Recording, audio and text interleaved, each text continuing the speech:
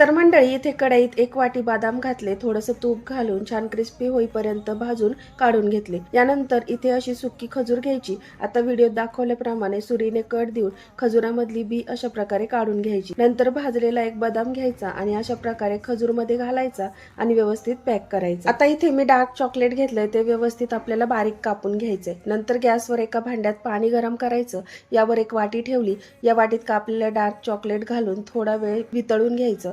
आता यात 1 चमचा साजूक तूप घालायचं, छान मिक्स करून घ्यायचं।